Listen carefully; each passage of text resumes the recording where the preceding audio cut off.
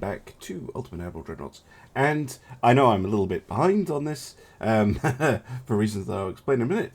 But we have quite a lot of new stuff that's come out over Christmas. So we have the version 1.01 update, which was in beta for a bit, and we've had the hotfix for it as well. Now, because this released pretty much the second day, my family broke off for the Christmas holidays, combined with the fact that I've had a pretty nasty chest infection. I haven't been able to get onto this as quickly as I was like, but in case you missed it, in case you weren't aware, I'm going to go through all of the new changes, because there's quite a few in version 1.01, which is really, really exciting. So 1.02 is just the hotfix stuff, but we have a ton of new hulls. I will be doing videos on these new hulls, but I'll probably combine them because the Ironclad 1, 2, 3, they're very similar, just they slightly bigger. Same for the Battleship 1, 2, 3 and 4, and the Light Cruiser and the Armoured Cruiser. So there's basically four new, apologies for that, four new pre-Dreadnought era styles of ships for the French, which is very exciting. Maybe France will be the next nation added to the campaign. That would be very cool. The French also get new gun models. Very nice. And then new features. Now, this is one that I've been requesting for a long time, and this is really, really exciting. You can now design the AI opponent ships in custom battles. I will show off how that works in a moment, but this is huge. This opens up a huge amount of content. I've already thought of like hundreds of videos I could do for this. This is like a year's worth of content for me in just this short phrase. Really exciting that you can now do custom battles and you can design all the ships taking part. The only limitation being that you can only have one class of each ship type on each side. So you can't have two different battleships on your side, for instance. That's the only limitation we really have here at the moment.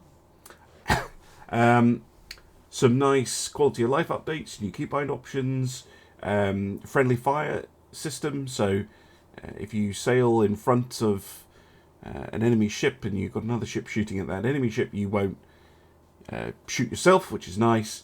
The new Avoid Torpedoes Division Command. This is really nice. So everyone except the division leader will actively avoid torpedoes automatically. Very cool. Armor distribution of the ship on the ship now affects stability. This is really cool. Basically what this lets you do is this lets you balance ships much more easily by adjusting the fore and aft belt and deck armors, which is really cool. And the other thing that it kind of prevents you doing is an Imperial Navy style armoured prow quite as easily, and taking advantage of some of the more gaming aspects, because now your ship will have a huge four-way offset if you do that.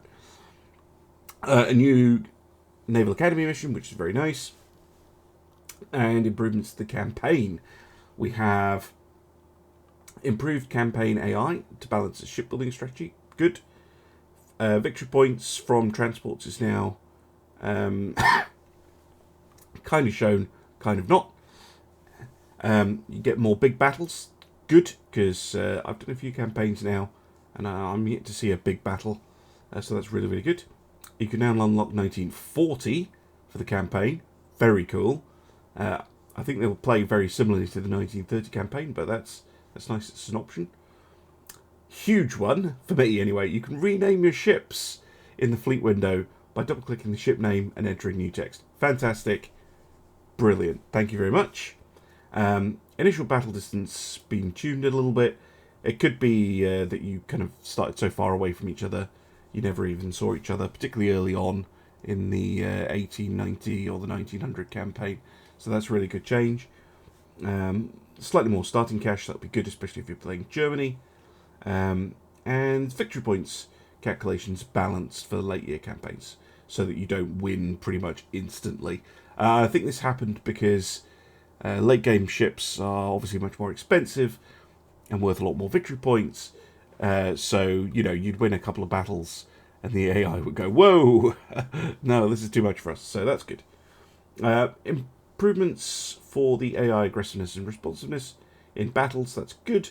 Auto-targeting is more responsive, that's good as well. And improvement to the AI auto-design, also good, and I will be trying this out. This line here, because they've got more effective ships, this affects battle AI positively. This is related to the fact that, particularly in the early campaigns, the AI would generate a pretty rubbish 1890s ship. The battle AI knew the ship was rubbish and couldn't hit anything, and so would run away. So a lot of people were saying, oh, the AI always runs away. Well, there was a reason it was running away, and they're tackling the reason it was running away, rather than just tackling the fact that it was running away, which is good to see. More improvements to shell dispersion, that's good, and balancing horsepower and engines and things like that, that's all good. Iron plate armor, new balance, sound improvements, balanced as well. And a few bug fixes, the most important one being this one. So, smoke interference. So, previously, if you were fiddling around with different engine types, particularly if you were going for turbo electric or something like that, if you already had negative smoke interference on your ship, then it wasn't doing the calculations correctly. So, this will majorly change which engines you are thinking about using. So, really nice to see, and the 1.02 fixed a couple of bugs that had a few issues. I think mainly related to victory points and things like that. As well, have been kind of improved, but do walk this bug here. This is a known bug in Ultimate Admiral. If you click around and press buttons when the game's thinking, it can cause it to crash. So just be aware of that. So loads of new stuff, which is really, really exciting. And what I'm mainly excited to see is, if you go into the custom battles, that's absolutely fine. Let's just get rid of this. Now, if you go into design ship in the custom battle, so here is my ship, and I'll just very quickly get the AI to build me a ship. There we go. Lovely stuff. I can now press this button and swap to the enemy ship, and now I have the enemy ship as well, and I can design this exactly to my liking. Actually, I want to go up against a small dreadnought. If you want to do historical fights, you can now do that by, doing that. If you want to have, how would my design do against, a similarly armed ship? Running hulls off against each other. So much you can do with this. So very, very exciting to see.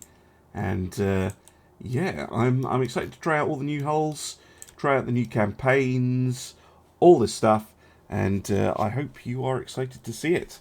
Anyway, just a quick one from me, and I'll see you again soon for some more Ultimate Admiral Dreadnoughts. Bye for now.